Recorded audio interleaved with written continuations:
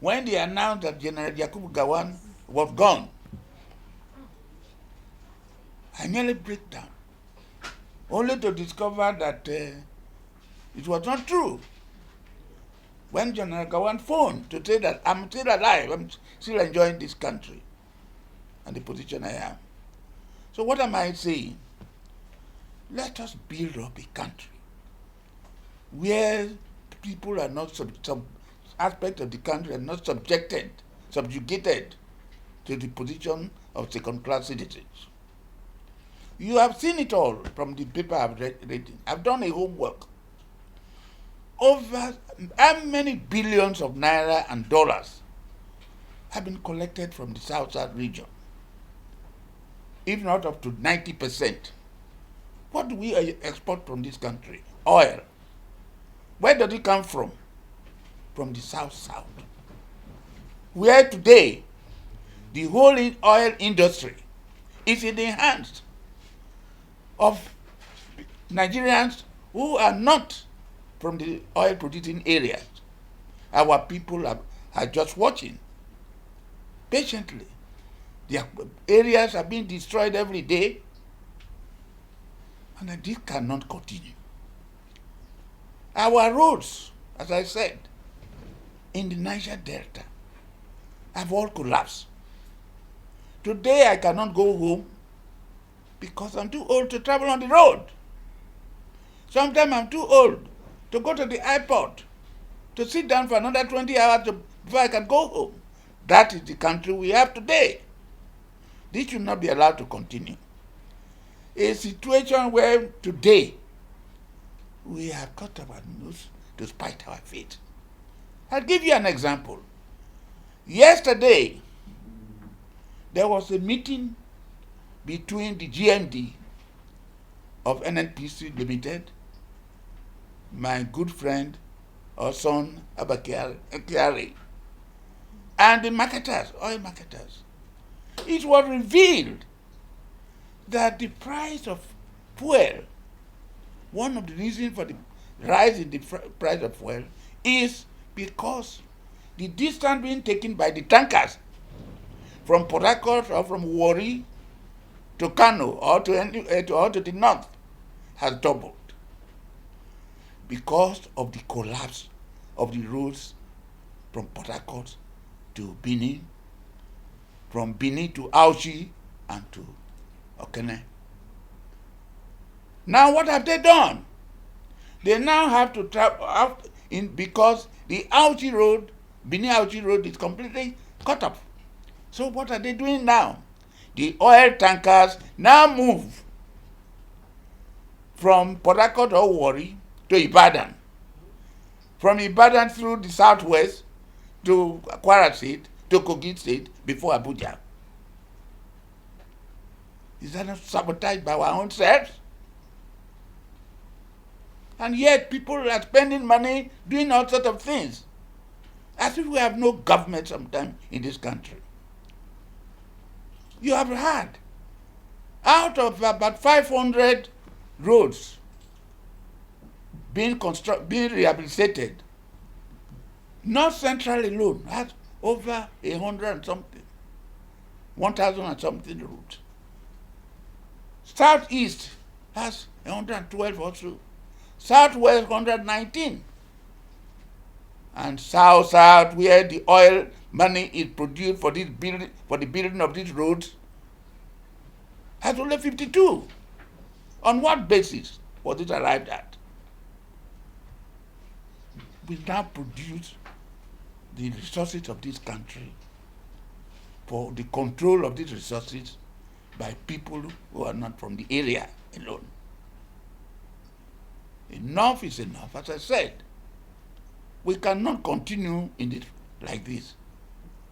I'm 96. I'm living from day to day now. But I don't know what will happen. So I must speak my mind at all times. I'm very much ashamed or disturbed that our legislators at the National Assembly and other appointees of government, including even Mr. President of the Senate,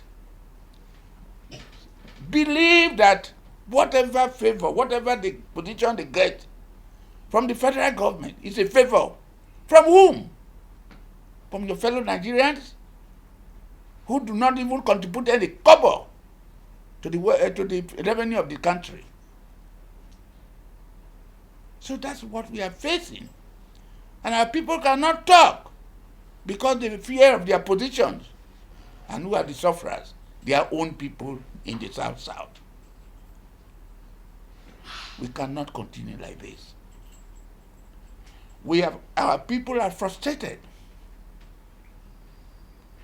For instance, when after the Avengers,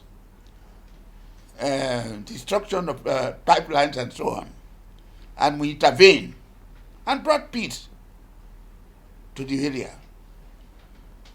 As you saw, I led a delegation, a 100-man delegation, including traditional rulers, past governors and so on, legislators and so on, to Aso Rock on the 1st of November 2016. And what happened? We presented a 16-point program led by His Excellency Obongata and King James Brief. I was the leader. Buhari paid no attention to this thing, except when Osinbajo, the vice president, was acting, that he went to the south, visiting every place, making promises. And one of the promises he made was that in Uyo, that the operation center of these oil companies should move to where they operate. That will give job to the people. That will bring peace to the area. A situation where you have Chevron, Shell, Ajib, and other important companies having their headquarters in Lagos, where they pay their own tax, their workers, they have estates for them, women and children sell granules, they sell water, and so on. Such situation does not exist in the Niger Delta, where the oil is being produced. Our people are jobless, suffering from all sorts of diseases. You said you were going to build modern refineries in the area in order to replace the illicit refinery. It's illicit mining is going on in Zamfara and many other places, in Nasarawa, and so on. What has happened to them? You now station soldiers, army in the area, saying that they are keeping peace, yet they are the people among them taking the oil away, and so on. Then you are looking for innocent people who must have stolen the oil, and you have the people saying with you. We have repeatedly stated that the continuous permanent stay of the army or the military in the south will not stop, will not affect the production, will affect the production of oil. They will not stop. Sealing of oil will continue because they keep protection and so forth. And nobody wants to do anything. And when we talk, they said they are always complaining. Who owns this country more than the other? So I'm appealing to Mr. President. As long as he's the president of this country, he must not allow the